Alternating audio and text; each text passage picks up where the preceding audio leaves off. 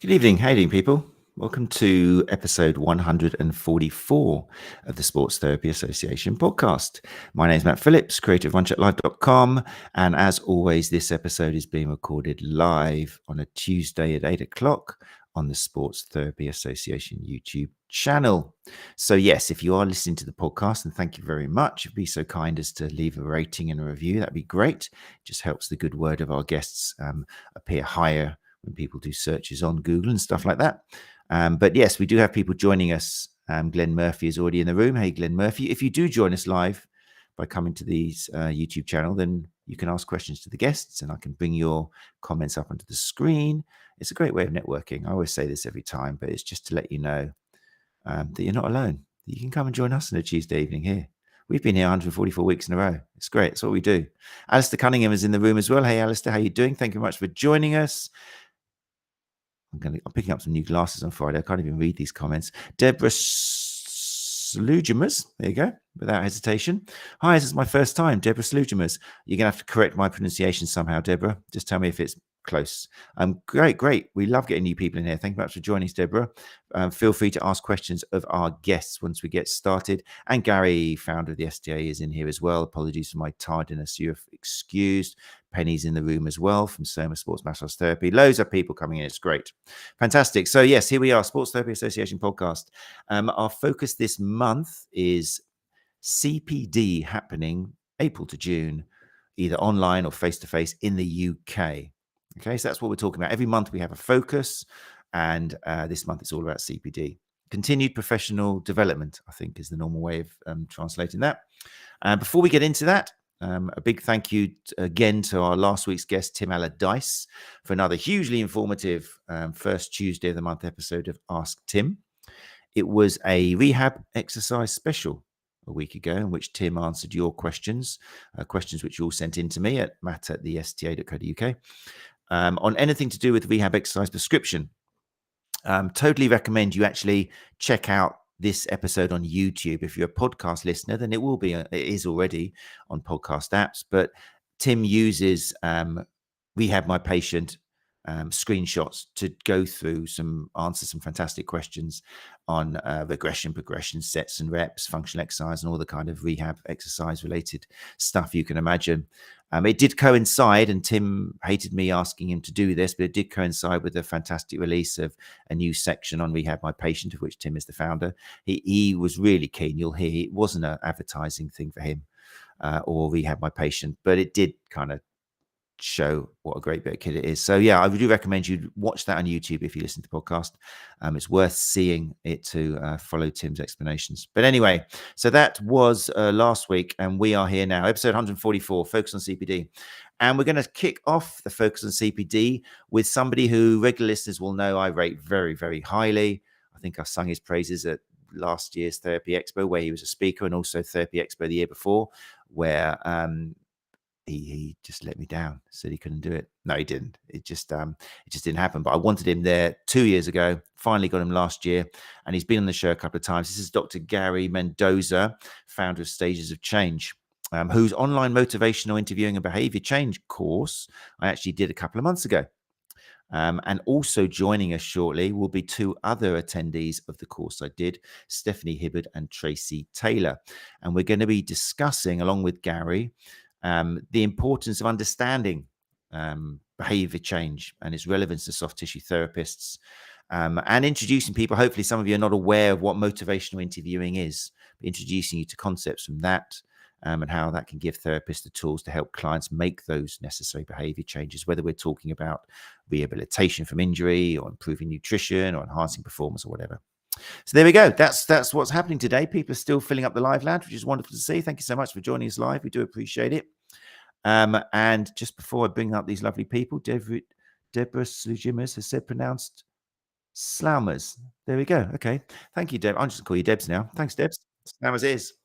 Right. Without further ado, we'll kick off CPD part 1 with Dr. Gary Mendoza, Steph Hibberd, and Tracey Taylor. Let's bring them up.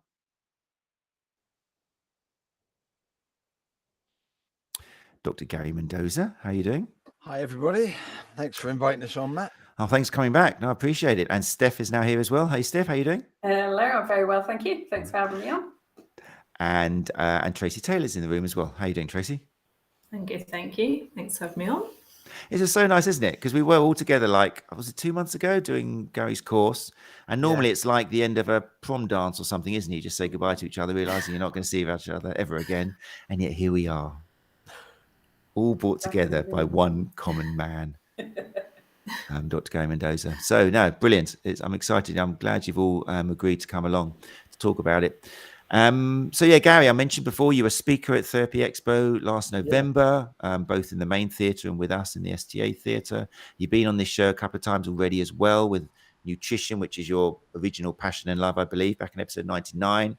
And then also in episode 117, if people want to listen to other episodes with Dr. Gary Mendoza. And yeah, so my first question to you was, do you feel, you've been doing this an awful long time, but do you feel now that there has been a change in the climate where soft tissue therapists, as well as personal trainers, are understanding that behavior change is more an important topic than they once realized?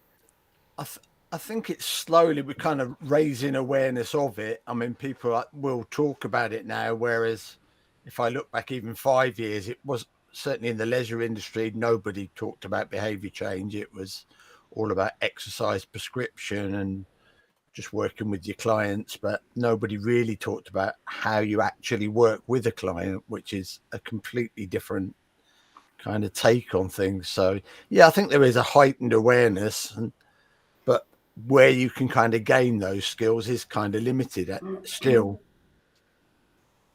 Meaning that you're still top dog is basically what you're saying there, isn't it? Basically, yeah. Yeah, it's limited, but fortunately we have you. Yeah, that's it. No, I mean, I get that impression as well. And I think it's really healthy. I really do. And I've said it before, and I don't want to kind of like go on too much. People have heard me singing your praises before, but what you teach fits in so nicely with this kind of new evolution of what a therapist does, is that we're not just using our hands. We still use our hands. If anything, we know more now about the therapeutic benefit of touch with the nervous system, but we also understand we're a facilitator as opposed to an operator, and we're using our mouth and our ears, possibly more than our hands, for the benefit of the client. So have you seen that? Do you feel that there's much more of a place now with soft tissue therapists in particular with regards to what you teach? Oh, 100%. I mean, I see it more with, I started out with the leisure industry, but now I do a lot more with therapists. I do a lot more with nutritionists, dietitians as well, because I think anybody that's in those kind of helping professions, as it were, if you want to kind of put it under that umbrella, the client might come to you for one thing, but actually the whole relationship becomes a lot bigger than that, and it has to. And if you can't facilitate a kind of a well-rounded relationship, then it's likely the client will kind of drop out at some point. And it might not be that you're a bad therapist. It's just that we haven't got the communication skills, and you kind of missed out when there was a few hints given to you.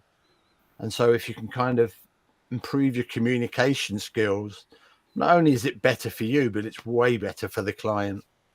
I think that's really healthy, because I remember as we moved away from the kind of hands-on model of fixing people and bending people back into shape and symmetry, there was a fear amongst therapists of, but that's my business model. Every patient who walks through my door, I know I've got to see them for 6 appointments, and my fascial release program lasts 6 weeks, so it's perfect. I can do this to them. And there was suddenly, it felt like this kind of biopsychosocial approach was telling people, oh, I don't need to see you. You can look after yourself. Go away now after a day, after one visit. And that's not a business model. But I think your course also helps realize what you've just said. Just because someone comes in thinking they just need one little thing, it turns out that therapeutic alliance is going to need to be longer than that, supporting them to help them actually make that change and not just sending them away. So exciting stuff. Steph and Tracey, I'm so pleased to see you two again. It's so nice. Who should we bring up first? Steph, go on, you tell us. Can you start, okay. Steph, tell us a little bit about what you do for listeners who don't know you, and then also tie that in with why you chose to do Gary's course. Sure. So I work as a performance coach for an F1 team, which is quite a broad title in itself, because it goes from anything from group training, personal training, to health checkups, manual therapy, sports therapy, whatever we need to see people for. And to be fair, I've seen Gary I think, on a few podcasts and heard him speak, and then saw him at Therapy Expo last year. And it was just like, yes, I need to do the course because I need to talk to people better and get more of a story from them, so that I'm not just asking the basic questions all the time and not getting that feedback from them. And I know it's not something I'm kind of born into. I'm very much like, okay, then, so we'll just crack on. So it was just nice that you suddenly get this conversation and it's like, yeah, we're building that relationship and they will offer more and then you can work with it. And it's also, they don't always answer your questions the first time round. So it's a nice one for me.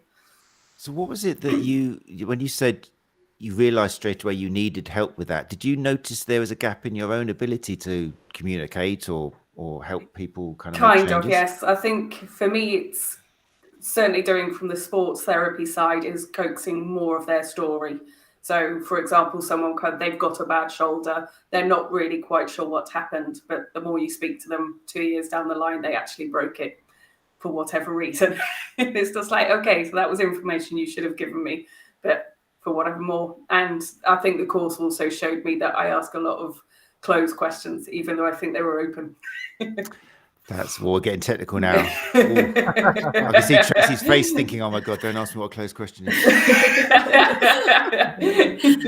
No, that's so cool. It's so geeky, but so important that people should know, that's the first thing you learn, isn't it, in education? I come from an education history, and one of the things was like, know the difference between open questions and closed questions. Yeah. But as therapists, you're never taught that. You're not taught, today we're going to do soft tissue release, then some METs, and then some closed questions. It just doesn't, open questions, it doesn't happen like that. And yet it is such a gap. Okay, so that's very interesting. Okay, and Tracy, I don't leave you in the cold for too long. What's your situation? What do you do professionally? How did you discover that you could benefit from Gary's course? So I am a massage therapist. I've been a holistic massage therapist for quite a few years. I opened my own business in 2021. And then I just finished last weekend my level 5 soft tissue therapy qualification. And I think I'd been listening to podcasts like yours and, seeing in articles and things like that, practical skills are only parts of the process, and then actually how we engage with our clients, that therapeutic alliance is equally, if not sometimes more important than what we're doing practically. So after hearing Gary's on this podcast, I thought, yeah, that's perfect. That sounds exactly what I need to kind of bridge that gap. It worries me listening to you too, because I know that you did your courses with fantastic educators who are in our bubble. So you had Mike Grice, and you were with Tracy. Yes. Who did you do your level 5 with? So it was an ISRM qualification with the Cambridge School of Sports Massage. Okay, yeah. So ISRM have been up in their game and changing their syllabus, and thanks to the likes of Anna Marie and people like that getting involved. So it's been. I'm aware that it sounds like therapists now on this wonderful new page. You mentioned therapeutic alliance and the need for conversation, and hands-on can only do so much, but our industry as a whole, we're the exception, aren't we? Do you still feel like we're the exception when you go onto Facebook and look at social media posts? Or do you think that the industry is changing? This goes out to anybody. Oh, I think it is changing, but it's still one we're fighting for, because we have physios on site as well, and they're more recognised that potentially what I could be recognised with sports therapy. It's one of the reasons I listen to podcasts, is kind of like, how do you get across this? I am just as valuable as somebody else. Yeah, that is an important message as well, isn't it? I mean, Gary, you see, it's not all soft tissue therapists, obviously, on your courses, but do you get to kind of learn about where different sectors are, like the leisure industry, soft tissue therapists, nutritionists? Do you see their evolution as well? I think you pick up on it because, regardless, like I said at the start, I get nutritionists, personal trainers, dietitians, therapists, and some will talk about other people that I've kind of come across from the kind of psychological behavioral change background. So even 2-3 years ago, people would not have mentioned them. They wouldn't have even known who they were. So clearly that information is getting out there. and people are now starting to access it because I think they can see the value of it.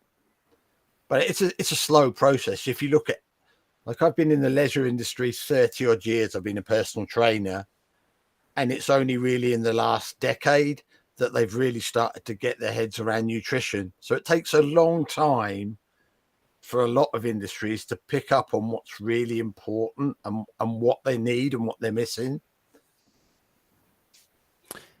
This will mean nothing to people listening to the podcast, but one of the things on Gary's courses we learn, and Steph and Tracy will understand this, is, and this is something therapists need to do as well, is just because somebody you're talking to stops talking, you don't just jump in with something, you just give a pause and you learn to appreciate the silence.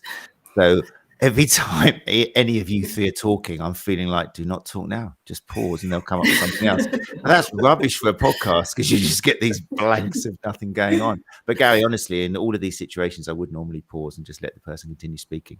But I can't do it now because it's a podcast.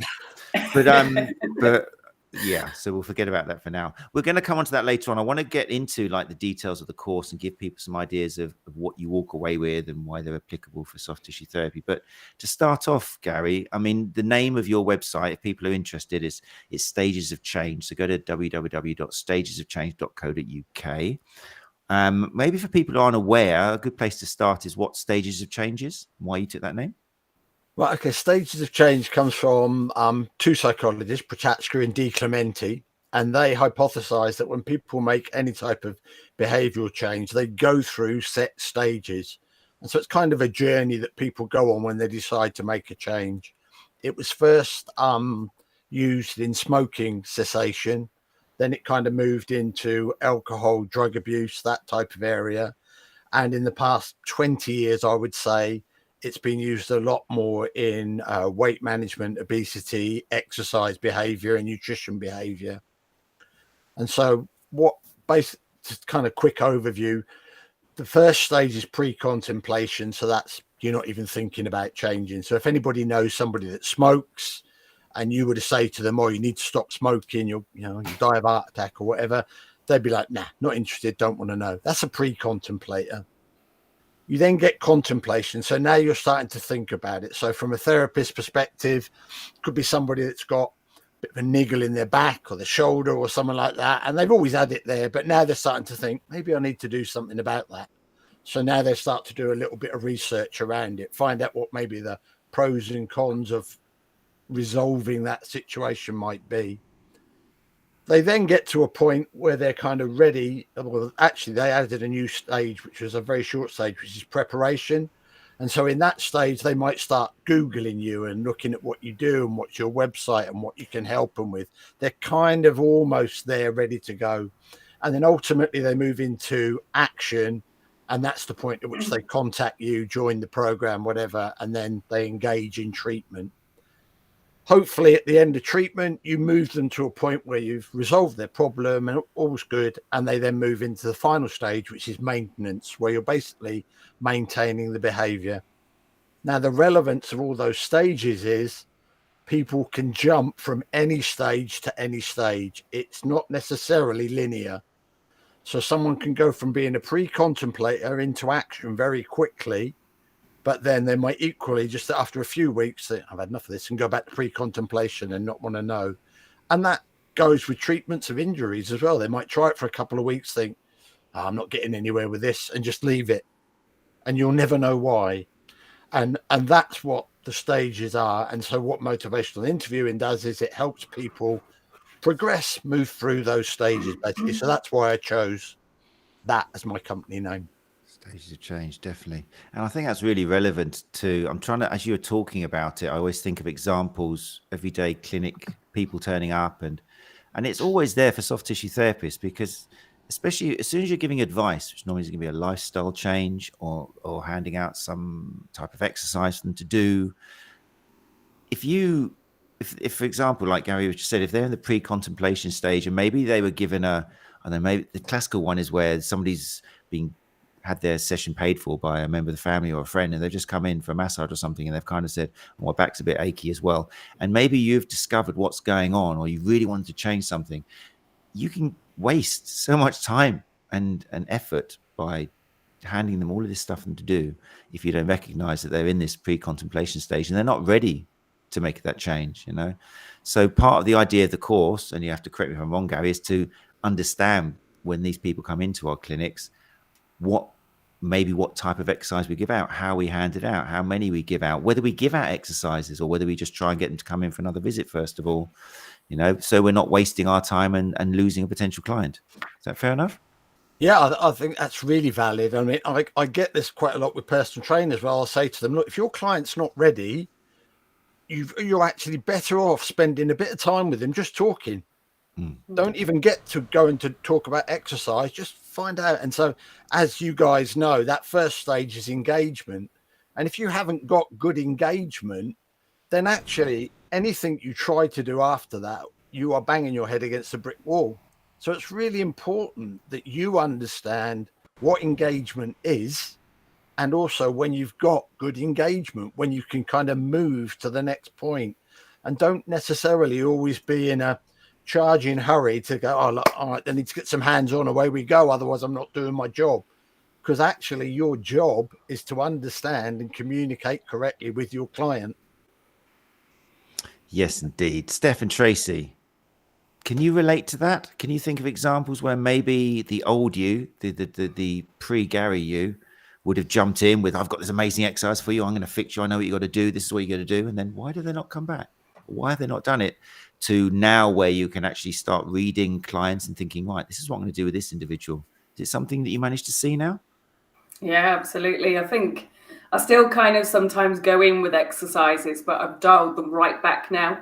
So it is more of a conversation. They are still moving because they've come in and they want something. So it's a case of, I will give you something that I know you want, but it may not be necessarily what you need right now. But at least we can have a conversation. You're not fighting for breath or whatever else it is. And then you can glean a little bit more because they suddenly relax. They suddenly, you know, they break down that wall a little bit. They suddenly hopefully trust you a little bit more. And I guess they do it, but the most important thing is you notice they've done it.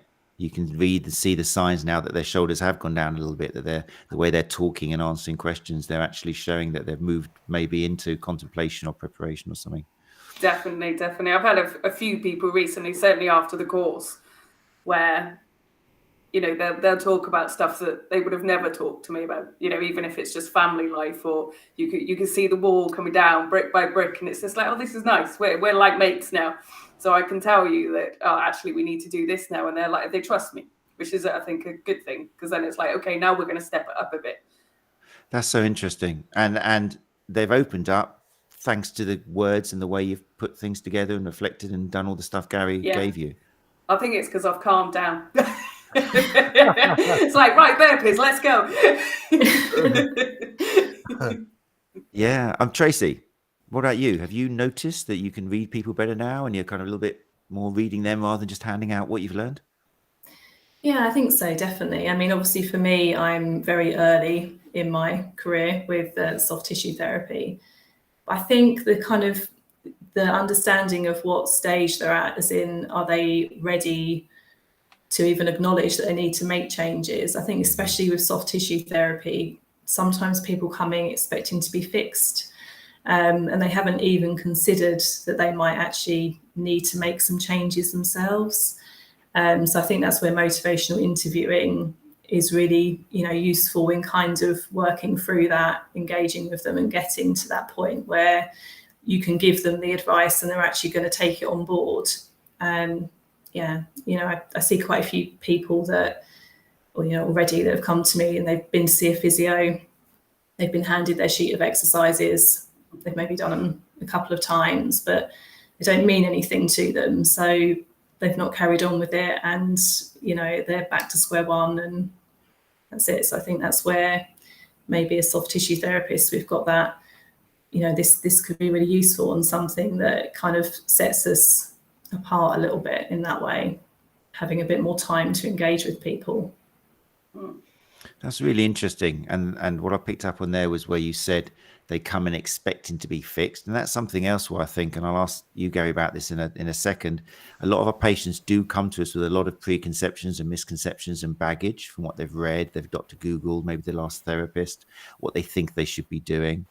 And one of our jobs is to try and re-educate them. But that's going to take a lot of what the skills which you give. Is that right, Gary? You can't just say this is rubbish. What the last person told you is rubbish, because that's not going to get them together, is it? So how do you do it? That will just put more barriers up. I think it's one of the hardest things for anybody that's an expert in a field, is because you kind of think, oh, I've got all this expertise, so I want to offload it and tell somebody about it. But the fact of the matter is that if you take that approach, yeah, it's most probably dead accurate what you're telling people, but it will just go in one ear and out the other. And so you kind of, it's almost like it's a bit like planting a seed. You need to prepare the ground first.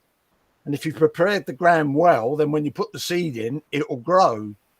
But if you just charge in there with hobnail boots and try and trample that seed in, well, it ain't going to grow. You know, that's the end of the story. And so having a bit of patience and kind of helping the kind of client get on board with the process and understand how it works, and using their knowledge, because they most probably do know to some degree what they need. And so we shouldn't overlook that. We should listen to what they already know, because they might already have a pretty good clue. And if they have, that is just so helpful, because now the idea is coming from them.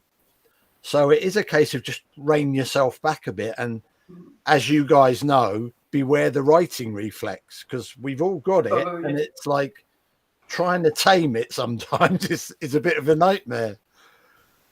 Yeah, expand on that. Expand on the writing reflex, because that would have just gone over a lot of heads. What is the writing reflex? So the writing reflex is like, if you take my scenario as a nutritionist, and I get this quite a lot if I go out, and I always tell my wife, if ever we're out, tell people I'm a toilet cleaner, because then they won't ask me about my job. Whereas if she says, oh, he's a nutritionist and he really understands weight management, that's it. I'm going to spend the whole evening talking about diets and what have you. So somebody's in the pub and they go, oh yeah, well, what I need to do for weight management is the keto diet, because that's the best diet going.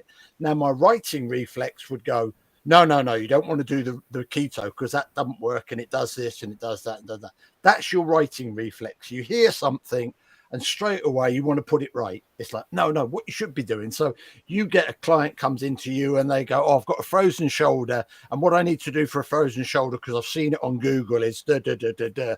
And straight away you go, no, that's completely wrong. The latest research says it's this and it's that.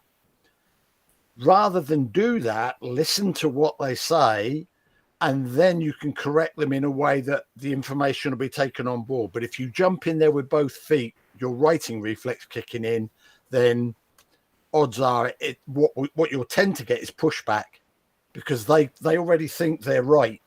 And so by you going, no, I'm right, well, now we've got a battle. It becomes a battle of wills, and nobody's going to win that fight. Yeah, definitely. We got some good comments in the chat. Let's go in. Expand, Steph. You guide me. I told you. So I go Gary Benson first. I think he's trying to promote you. Let's bring it up. I'll read it out though. There Gary we go. Benson, founder of the STA, says, using the focus of the web chat, how does the industry get the newer therapists to change their mindset from simply adding modalities to their toolbox? Obviously, STA web chat is a great start. So yeah, anybody can answer that. How do we help? I mean, do we just make sure that everyone's got to go through Gary's doors before they're allowed to talk to people? Can do. Make him a very busy man. But yeah, I mean, how do we? I mean, it all goes down to syllabus, doesn't it? And the problem of not being able to modify old syllabi. It does come down to your current course providers as well. I think a lot of them are changing. I think a lot of them have also done Gary's course. So they're also promoting that kind of MI techniques as they go and getting that story from the people they see. That was interesting you just said. So you think that a lot of the newer course providers have done Gary's course, as in I'm getting confused with my Garys now, as in Gary Mendoza, as opposed to Gary Benson. I was thinking Gary Benson hasn't got a course. He spent his whole life saying that PA should not give courses. That's why he set up the STA. The STA is all about not providing courses like other organizations do. So that just, I suddenly felt a bit sick when you suggested that Gary Benson does a course. It's never going to happen. But yeah, I mean, private, this is where private helps, isn't it? Private tutors of level 5s and stuff, and basically, sadly, the more expensive ones are giving out a better quality information because they can play around with tweaking things. But the mass ones, which are churning out many more pupils ready with their cups to jump on people. I think the private ones have to, though. If you want to stand out, I think you have to provide that bit more. You have to give that kind of look. This is where it's evolving. This is where education's going, and this is how we need to use it. And I also think it's quite logical when you hear it in person as well. You're like, oh yeah, that does actually make sense. Because if you look at yourself as a client, you would probably want that. It's as soon as it's objective. To some degree, you need people to go out there and maybe get a little bit of experience first, because then they're going to know, oh, well, that's a problem I've had quite often, or I often get that with clients or whatever. Because then when you then talk to them about motivational interview and behavior change, they can then see where it would fit. Whereas sometimes when you talk about it, when you've never actually done it, maybe you can't see the value of it. So you might have a bit of a catch-22 situation in that ideally we'd want to train people from the get-go to have those skills. But then will people pay to get those skills unless they realize the value of them? I think the trouble is the biggest obstacle to your way becoming the right way is confirmation bias. We've talked about this before on different shows. That the strength of old school hands-on operator approach is you don't remember the people who came in with a painful neck and they had symmetrical shoulders, or the people who came in and the muscle that was actually quite floppy was the one that was hurting them, as opposed to the kind of taut one. And so many soft tissue therapists now think that they are healing everybody, when in fact 40-50% of their clients are not coming back, or they're not talking to them. They only remember the times it works, and that's really tricky. So I mean, I think that's the start. I think therapists need to have more of a critical kind of view about how to keep their books to see what success they're actually having. If therapists realized how much money they're losing by people not coming back, then I think they'd be looking for another model. But at the moment, a lot of younger therapists don't. They really believe that everything they do is actually curing. So that's the tricky thing for me. Well, it kind of ties in. I did a webinar back in end of January, I think it might have been, on interpersonal skills. And it was how important your interpersonal skills are to a client's success. And what all the literature shows in therapy and with therapists, counselors and so on, the role of the actual therapist, counselor, whatever, is as important as what's going on with the client. In other words, that client will only get success providing the therapist, counselor, whatever it is, has the correct level of interpersonal skills. And one of the ways you develop those interpersonal skills is by opening yourself up to feedback and criticism. And so too many people, like you say, the client goes out the door, but actually they don't bother to get a feedback form from them or whatever. They don't bother to record some of their sessions and maybe have a mentor that's looking at this and going, yeah, you're not bad, but actually, did you realize you did this? Because sometimes we get skills that are so embedded, we think we're doing a great job, and it takes somebody else looking at it from the outside to go, do you know what? You could improve that. You could do better. So in order to increase expertise, you need feedback and you need mentorship, and you should never get to a scenario where you think, yeah, I've got this sussed. I don't really need any help. Yeah, Interesting. massively. So course providers should stay more in contact with it shouldn't stop once you've finished and passed your exam. There should be a continuous kind of checking and peer and mentoring and kind of observations and stuff like that. I think that would be really powerful, not only from a course provider's perspective, because then they will get to know what, they will see over time then, oh, hang on, that aspect of the course couldn't have been taught too well because all our therapists seem to do A, B, C, D. But equally, the therapists then kind of they've got somebody to look up to and help them. And also they're continually thinking about their practice and thinking, how could I do this better? And that is what's going to make them a better therapist, is never getting to a point where they think, God, it's us now. Massively. I think maybe so I've found somebody to mentor me who is not my course provider, who my course provider is brilliant, but sometimes getting different perspectives as well, rather than just that of the person that you've learned from, is quite good. I think it's good. You get a broad range of ideas and theories. This is classic education, isn't it? If you work in like education, it's all about peer observations, and it's just like regularly done. You have to have them done every quarter at least. Someone else will come and observe you, and you have to have feedback. But in our industry, it's not. You're given these tools and that's it. Goodbye, open your business, and you just do that for 10, 15 years to all these.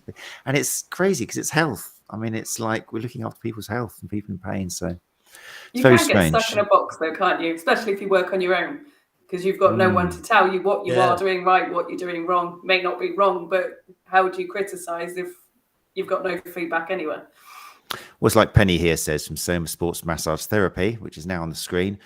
Gary B is right to ask that. It's connecting with other therapists that help. So yes, the STA is a good start. So yeah, this is what professional associations should do. Professional associations, maybe within a professional association, there should be some form of observation, inviting people to come and see what you're doing and then have a chat about it. Or even if it's done by CAM with patient consent, obviously, or something like that, just to mix and have critique, be ready to be criticized and not see it as competition or, slander. It's so useful having somebody watch you. It's a good thing. Feedback. It's a good thing. Yeah, definitely. Well, I think an organization such as the STA form peer groups within it. So, because then, like you say, a bit like with you guys, when we did the workshop, each week you were sending me a video and then I'd give you feedback on it. You learn far more from that than just going away for a week and the following week coming back thinking, I got that all right. But when you get very awkward. Yeah. Right, lovely. It's Big Brother, knowing that someone's going to be looking at what you've done. It's fantastic. Really good. Yeah, it's a good part of the course. Right, talking the course, I want to go into a few more of the aspects of what's in the course, which will kind of ring some bells and make people think, oh, yeah, that could be useful. So, which acronym do I choose? We talked about, there are a lot of acronyms, but when they're put into context, they're actually really useful. Let's go into, I'd like to talk about, we did the writing reflex. I want to talk about reflections. I think that was nice. I think reflections isn't everything, obviously, and it's got its own place inside the 𝐸s, which we'll come to in a minute. But yeah, Gary, could you break down essentially what reflections are and how they can differ depending on what you're trying to achieve? Yeah. Okay. So the purpose of a reflection is basically to close the communication loop. If you look at Thomas Gordon's model of communication, we're all sat here now talking. So I think of something I want to say. I then put that into words. I speak them. You guys hear those words. You now put your own meaning on whatever I've said. Now, if I don't check that, it could be that you've now gone away with the wrong meaning. So we haven't actually closed the loop. And so what a reflection does is it reflects back. And so we close that loop. We make sure that we've got the correct understanding before we move forward anymore. And so then reflections can then be broken down into kind of different modalities. You've got very simple reflections, which just kind of repeat what the client has said. You might paraphrase it a bit, change a few words, but generally so the client says to you, oh, I've got a bit of a sore neck and I feel stiff in my shoulders. A simple reflection would be, your neck's a bit stiff and you're feeling a bit sore and you want to kind of do something about it. Now, they haven't said that bit, but I've added it on. So then we can move into more complex reflections, which kind of take a guess at what their meaning is. So they've said something about their injury and you've got a fair idea in your mind what you think it might be. And so with a more complex reflection, you might take a guess at that. It's that particular one is called continue the paragraph. So you kind of mention the words they've used, but then you add your own little kind of sentence on the end that says, and you think it's due to this, that, and the other. They haven't said that, but you take a guess. Now, if you've guessed right, your client's going to go, wow, he understands me or she understands me. And if you've guessed wrong, your client will go, no, it's not that at all. What it really is this, that, and the other. You've now got a whole bunch more of information, which you don't have to go and ask more questions. So it moves the conversation away from being an interrogation into much more of a mutual communication session where we're all learning something. And so reflections are really, really powerful, because generally what a reflection will do is it will get the client to give you more information, and it will also ensure that there is no misunderstanding whatsoever within that consultation. Brilliant. And that's perfect. It's such a nice example of something which you do on the course. I want to see if we can remember doing this on the course with Steph and Tracy. It's a classic example of, it sounds so easy, but then you put into little groups in breakout rooms, not even Gary there, it's just the three of you practicing, and all sorts of things can go wrong, can't they, Steph?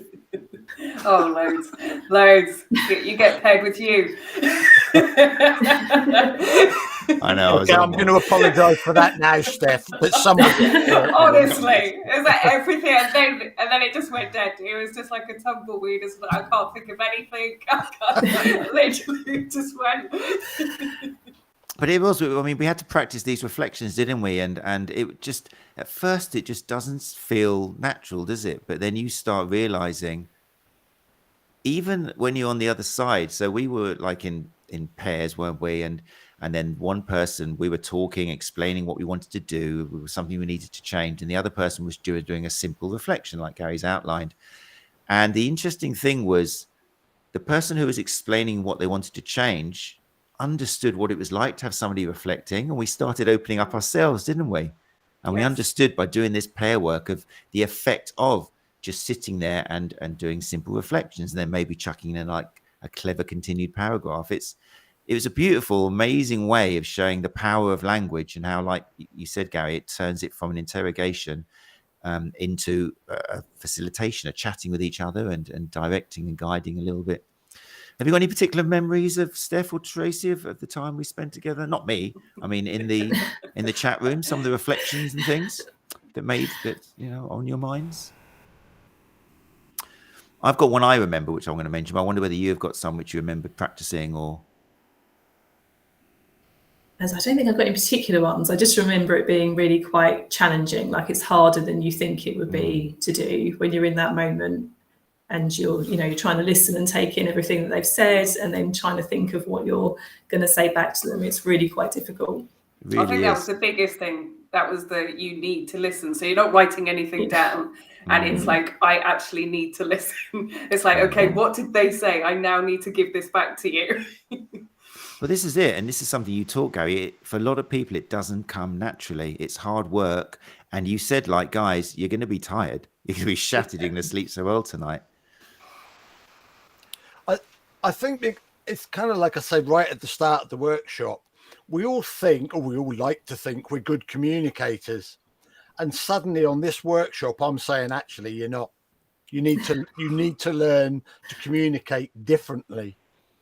And so suddenly, if you're 20 years, 30 years, however old you are, you've done that all your life. And now somebody's saying, no, you've got to do this differently. And it's very, very difficult to undo something that is so fundamental to what we do. But it is definitely worth persevering with, because you see the difference in clients when you do it well. The rewards are well worth the effort involved. And I think Steph brought up an important point. If it teaches you nothing else, it teaches you to listen properly. Because most of us think we're good listeners. And not till you do something like this that you realise, do you know what? I didn't used to listen properly. Yeah, that's the biggest, certain things. So, I mean, I'm sure, Steph, Tracy, you've got maybe examples of where, through using active listening, you've maybe got more information than if you think back to how you'd have maybe dealt with that person 6 months ago, how much of that information would you have picked up? Oh, and I was writing it all down. So they're like talking to me. I'm like, yeah, that's great. And to be fair, even though I'm writing it down, I have got it on paper, but I've kind of forgot what they've said to me, because I've moved on to the next thing and the next thing, and it's the lines in between their sentences that I haven't written down, and they're the ones that I need to listen to. That's beautiful. Is that yours? Did you come up with that? Or was that one of Gary's? Did I just come up with that? I think that was yours. I remember saying, Taking credit for it. I need to listen between the lines between the sentences. I definitely keep that one, Steph. That's a winner.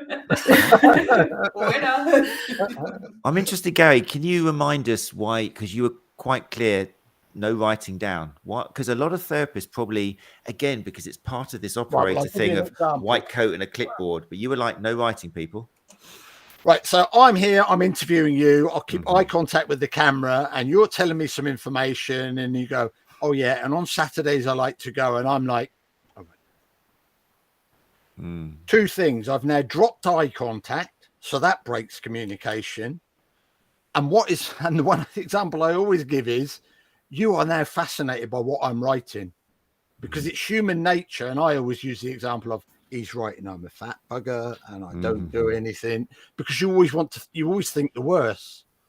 And so from a communication perspective, breaking eye contact is not a good thing. And then it becomes worse because now the client doesn't know what you're actually writing and they become almost suspicious of that. The other problem is the client loses their train of thought. Now, one of the things we teach on the workshop is most of what we do in terms of our lifestyle, how we carry on, is subconscious or unconscious. We don't really think about it. We just do these things with that. And so as a therapist, we need to understand how they run their life. And we're only going to get to that if we start to get them to tap into their subconscious and unconscious. And if every time they say something, we start breaking communication, eye contact, and so on, they might never get to the subconscious point. Because when I ask anybody a question, your first response is given at a conscious level. It's what we've got access to quickly, and I can go, oh, right, the answer to that is da, da, da, da. Now, if I leave it a bit, and as you said, Matt, kind of have a bit of silence, the client's now thinking, oh, he wants me to say something else. What else can I say? They've now got to start accessing the subconscious. But if they've given me that conscious thought and I've gone, we're going to be back to finding the next conscious thought. We will never get to where what Bill Miller, who's one of the founders of motivational interviewing, says, we will never get to the good stuff. And it's the good stuff we need because that's what's running the show. You're always just restarting that conversation, aren't you? You've broken it, so then you've made your job harder because you've got to find another question to get it going again. Yeah, you've almost got to kickstart it every time, and then we fall into the classic, what we would call the question and answer trap. And so now the client just feels like, when they first meet their therapist, oh right, what's your history? What's your diet like? Who's your family? And it's like it's a whole ream of questions. We could have got all that information if we'd used reflections. And there's really good examples online where there's one question at the start of a consultation and everything else is reflections. The consultant, the therapist, whatever, never asks another question. They just reflect all the time. And all that information will just naturally be given up. I think that's so important with the subconscious side of things, especially when you're working with people maybe with chronic pain conditions where there might be quite a few factors kind of contributing to their pain. The thing of letting them tap into their subconscious to actually maybe start thinking a little bit more about what things in their lifestyle might be contributing to it that they're not really consciously considered before. I think that's really useful with that. Definitely. And I think that highlights another good point. If you've had chronic pain for a long time, you've most probably, correct me if I'm wrong, I'm not a therapist, but you've most probably made adjustments to the way you do things so as you don't get any more pain. Now, you might not be aware that you've made those adjustments. And it's only through kind of this type of good communication that as the therapist, you will pick up on, well, did you realize that you do that now to kind of compensate for that or whatever? Definitely. That was one of the great things about the course, because I think having the chance to work with somebody else and role playing essentially, so one of you is the therapist, one of you is the patient, it really reminded you, because as therapists, we often do a disservice, I think, to our patients because we aren't in pain ourselves. And if anything, we think it's going to be a bit weird if we're pausing and giving them time to open up. It's going to be like we're invading their space. It's like a bit strange. It's like that kind of aunt who's a counselor, and whenever she comes around, she sits you down, and you feel like, why does she keep pausing and looking at me? I don't want to talk to her and open up. But when someone is in pain, they want you. They need that. They want the therapist to pause and show empathy and listen and have those silences, because it's helping them get out what they need to get out. So one of the things I really enjoyed from this, and it's always useful, is to remember what it's like to actually be a patient, to be in that situation, to feel how nice it is to actually have somebody just pause and look at you and kind of just wait for you to open up more. And you thinking, wow, this person's actually listening. We all felt that, didn't we? We all felt like we were really being looked after by each other, even though we were role playing. That's what I felt anyway. Yeah, even though you've made up the sentences, it's like, oh, I'm really getting into this. Yeah. It made no difference for that moment in time. Just because of that way of talking, you actually felt like it's just your human interaction. You felt this person's really caring. You forgot that they were just role playing. This is what I wanted to mention, because it was another classic example again of what we do on the course, which made so much sense. And I know, Steph, you struggled with it a little bit. That's why I want to raise it. But do you remember the bit about the intonation? I think it was quite early on, where we had to talk each other, but you couldn't go up at the end. Oh, yes, yeah. And then I did it even more when I was paired with you. I couldn't stop. Yeah. You couldn't stop. You turned into an Australian. It was amazing. Gary, talk us through the why that's such an effective, or what the idea of it is, of not intonating at the end. It's really fascinating, because intonation in voice, you wouldn't think it makes that much difference, but actually, if you're trying to gather information, and I'm trying to think of an example of how to do this. Client says, "Oh, I need to work on my strength," should we say? Now, if I go, "You need to work on your strength," that sounds like a question. Mm-hmm. Yeah. Whereas if I go, "You need to work on your strength," now it's a reflection. Now, all I've done is change the intonation at the end of that last word. But how that is received by somebody listening, it's fascinating that just that subtle change will change the way somebody responds. And what's always quite funny to me is I've had a lot of Australians do, and Kiwis do this course. They naturally intonate up at the end of every sentence. And so they really struggle with this, because for them, that is such an awkward thing to do. And they really have to consciously think, tone down at the end. No, it's a great way. Even when you were saying it then, I wonder whether the listeners to the podcast can hear that difference, because when you said you really want to do strength work, the natural, it's a closed question. The natural response to that is yeah. Whereas if you go, so you really want to do strength work, that's kind of like, yeah, I do, because it's like saying continue, by going down at the end. Yeah. And it was difficult, wasn't it, Steph? Yes, as I bet. But anyway, it was funny though, because the more it kind of went on, the more it's just like the brain's gone. Can't think of anything else to literally give you. Can't think of another question, open or closed. Yeah. But it was a nice example. And the only reason I bring it up is not to obviously have a go at you, but it was a nice example of how all of us, everybody on the course is going to have certain things which are tricky. It doesn't come naturally, because it takes practice, doesn't it, Gary? And I remember you saying, even at the end of the course, where are we, 8:54? Even at the end of the course, you were very emphatic in saying, guys, you've got to keep practicing this, because if you just stop now, we've had these three kind of over the course of 3 Sundays, wasn't it? We did 3, yeah, 3 Sundays. And they were long and they were tiring. And personally, it was like by the time we got to the end of it, we were shattered, particularly Steph. And it was like, you said you need to continue this, don't you? Otherwise, you'll lose it. But to be fair, it comes back to criticism, doesn't it? Because if you're not getting that feedback, I've probably done that to tons of people over the years, not realising, thinking I'm eliciting a conversation, and I'm not. Well, it comes back to what I was saying. You've come on the course, you're 20, 30 years old. Thank 3 you. weekends of 2 to 3 hours is not going to change the way you talk and communicate unless you persevere with it. It's like learning a new language. It's like I can learn all the words in Spanish. I'm trying to learn Spanish at the moment. But if I did that for 3 weeks and learned a whole vocabulary, if I don't then go out and use that vocabulary, within 3 to 6 weeks, I'll have lost most of that. And so you've got to keep going with it. If you really do want to change your style of communication and become a better communicator, then you have got to keep practicing it. Definitely. Steph and Tracy, have you found any ways? I mean, I suppose with clients, are you managing to remind yourself, or at the beginning of a session thinking, oh, I'm going to practice this, or how are you managing to practice it? So, I mean, I haven't, because I've only recently started the soft tissue therapy, I guess I haven't really used it too much in work, although I do.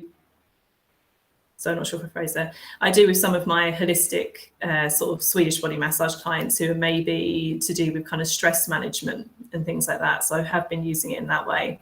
But I also, despite Gary saying not to do this, I did actually use it with my partner.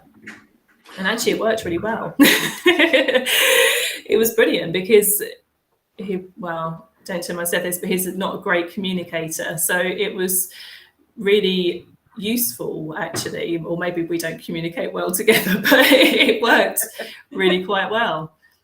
I think so, for me, it's one of the it's one of the fun parts of the course for me is you might think, oh, I'm doing this because that will make me a better therapist, a better professional, whatever. Actually, and as I say on the course, it will actually make you a better person because you will become a better communicator with everyone. And it's surprising how much feedback I've had in terms of my wife and I talk a lot more. One of my big mates who I trained as a personal trainer 20 years ago, he recently did the workshop and he said it's helped him so much communicating with his partner because he listens more. And he said he didn't realize that he didn't listen well. And so he learned that. Other people have said it's really helped with their kids. Because the way you talk to children, it's powerful. So it's got use right across your life. It's not just about your professional life. These communication skills will actually help you in a lot of areas of your life. I use the reflections with my 3-year-old daughter, and it's funny because she responds really well to it. And it kind of actually can prevent tantrums and things like that in a way, because it's like you've heard them, you've acknowledged what they've said to you, and you've said it back to them, and actually it works really well. That's really interesting to hear. And you know what, I reckon there's probably science in that, because we're just big kids anyway, aren't we? If what works for a 3-year-old is probably what we need in terms of conversation, having acknowledgement, and somebody's listening to us. It's interesting. Well, it comes back to Bill Miller's words, and Bill's got loads of these really profound sayings, but one of his favorite ones is sometimes all people need is a good listening to. And it's just so true. That's a great saying. That really is. Yeah, really good. Look, I'm conscious of the time. It's 8:59. Wow. There's so much more to the course. Obviously, people, I hope I haven't done you injustice, Gary, with the short the limited amount that we've mentioned, but there is so much of this interaction. And like I say, just a chance to role play and put these ideas into practice. So people who are listening, people in the live lounge, I just want to mention here, Jemmy, I can't remember if it's Soper or Sopper. Let's go with Sopper. Jemmy Sopper said, such great content. Thanks all. I'm at the end of an L4 course and I would have loved for this to be part of the course. Well, hey, you don't have to now. You've got a CPD opportunity, Gemma. It's fine. If you're going to spend your money somewhere, then this may be, if it's rung true to you, then this might be something to consider doing. Gemma goes on to say, I've done a listening exercise where the partner listens without any interruptions, nods, acknowledgements, etc., and then repeat back what has been heard. A great technique with family. Yeah, sounds like a bit of a guaranteed argument starter for me. I was thinking that. Depends. Individuals, we're all different in what we can and can't do. But anyway, yeah. And Penny here from Soma Sports says, so basically reflections reassure the speaker that you are listening. It creates connection. We all look for connection, isn't it? Yeah. I mean, and that and more. Believe me, Penny, that and more. There's so many clever tools. I mean, off the top of my head, I think I remember at least 18 in a list of different types of reflection, depending on what you're trying to achieve. And that's exactly what the course cleverly teaches you. It gives you a foundation what to practice. So yeah, people who are interested in doing the course, Gary, you've actually got one happening on the 16th, haven't you? It starts? It starts on Sunday. So 9 o'clock on Zoom, 2.5 hours, and then further 2.5 hours each weekend for 3 weekends. So anybody in the Life Lounge, if you're interested in doing that, there's still spaces on that, are there, Gary? Yeah, you can still book onto that. Yeah. Otherwise, people on my listen to the website. podcast. Yeah, I'm going to put this on the screen here. We can still see you guys or hear you guys, even if I put it in front. If you go to stagesofchange.co.uk, there are details always on there of the next courses coming up, as well as the other courses which are available there as well, and also very generous amounts of videos and explanations. You don't have to start paying straight away for more info, not with Dr. Gary Mendoza. He's very generous with the information he gives out in forms of videos and things. So yeah, have a check, go to stagesofchange.co.uk, have a look at what's already on the website, and then that's probably the best place to see what upcoming courses are happening. Or follow Gary. Gary's also manages to somehow find time to put things out quite a lot on Facebook. You've got Stages of Change, just look that up, or Dr. Gary Mendoza as well. Instagram, I recommend. I like Instagram because a lot of the visuals, Gary, you put up, a lot of the great t-shirt slogans, like you said, some people need a good listening to, things like that just mean so much in such few words. It's great. So Dr. Gary Mendoza on Instagram, or Dr. Gary Mend on Twitter as well. So lots of opportunities. Tracy and Steph, how are you active on social media? If people are interested in what they've heard today from you guys, where would they go to follow you if they can? Yeah, no, I'm on Instagram's probably my biggest one. I tend to put random food pictures on. And where do people see these random food pictures? What is your Instagram address? What is it? I think it's Steph_coach. Steph_coach. Well, we'll check that out. With an A, yeah. Coach. Okay, well, I'll check that out and make sure it goes in the show notes. And Tracy, you active on social media at all? Yeah, so only with business, not personally particularly, but yeah, my business is at the Remedy Room, Norfolk. At the Remedy Room, Norfolk, all one word. Yeah. But that's the not Remedy your, Room was already taken, unfortunately, so I had to put Norfolk on the end. It's always the way, isn't it? It is, yeah. So it's long. That's got to say, the Remedy Room, Norfolk, fantastic. I'll make sure these go into the show notes. So yeah, so there we go, people. Leslie Campbell also did the course. Lovely Leslie has said, so worth doing the course. I loved it. Yeah, I that's like a great Brian's course. comment. We had no filters when we were around 7. Yeah, at the age of around 7, we naturally communicate like this, as we have no filters. Yeah. But then, I mean, 7-year-olds are normally put in quite so potentially disastrous situations. The decisions they have to make don't really have repercussions quite as serious as some of us, do they? Very true. So they can get away with more of that. But anyway, right. So yes, Gary, thank you so much for giving up your time. Really appreciate it. And Steph and Tracy as well for coming along as well. Love to see you again. Thanks very much. For next week, before I let you go, people, next week we'll continue our focus on CPD. My guest next week is going to be Ben Cormack, creator of Core Kinetics. Been on the show before. If you look him up, you'll get an idea of what Ben's all about. He's got some fantastic online courses and face-to-face courses. Very experienced. I've known Ben for years, probably 12 years now since I've originally went on one of his courses.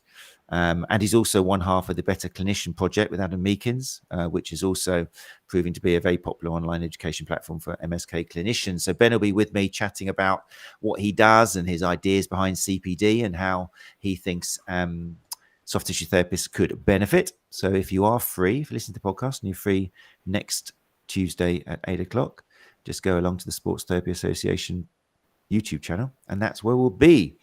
But as far as tonight goes, you guys, if you can stay where you are, don't click any buttons. We're just going to shut down the live lounge. But thank you once again for coming along. Thank And For inviting us. I hope we get a chance to get together again now. We'll make this a regular thing. People in the live lounge, thanks a lot for joining us. As always, people, you make it very real for us. I do appreciate you giving up your Tuesday night. So thank you so much for coming. And I'm sure we'll see a few of you next Tuesday at 8 o'clock on the Sports Therapy Association podcast.